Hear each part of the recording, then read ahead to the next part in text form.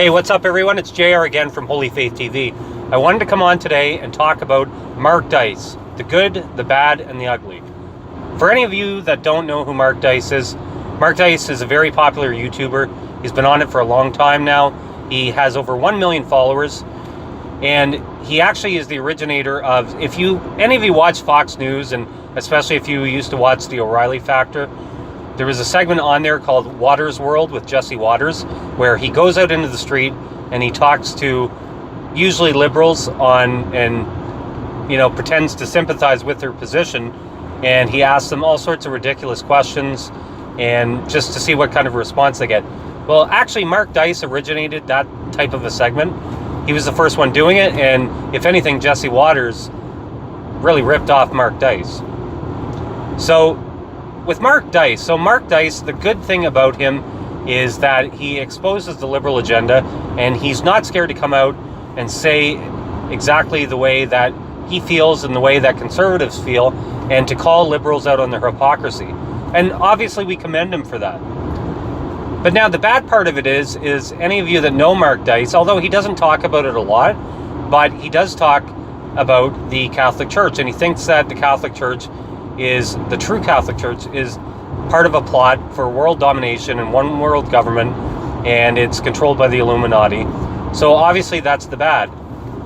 And the ugly part of it, why I call the next part ugly, is because oftentimes, although people will take a conservative position on a lot of social and moral issues, at the end of the day, those that hold to Mark Dice's positions are under the same fate that those who hold liberal positions are. Because if you're not in the true church, as the dogma states, then you're outside of the scope of salvation. And what happens is, when people become convinced partially of the truth, but they become hardened in their position and they start following cults of personality like Mark Dice, they often become hardened to the truth. Whereas if you get somebody completely on the other side of the spectrum, and they may be a liberal, at some point they may see the error of their ways and completely convert to the truth. And obviously it doesn't always happen like that. And obviously there's a lot of good conservative positions that are held by people that aren't Catholic that we obviously commend them for. But it's not enough. It's not enough to just be a conservative, or to even be just a quote Christian for that matter. Unless one embraces the faith fully, it's of no profit to them. So I'm not saying that you shouldn't watch Mark Dice. I'm not saying that he's not entertaining, for sure. And I'm not saying that he doesn't do some great things from time to time in exposing the liberal or left-wing agenda in America, for sure.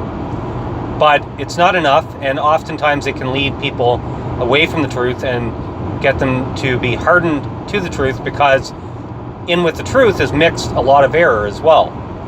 And Mark Dice is somebody that is hostile to the Catholic Church. So beware when you're watching him. That's all for now.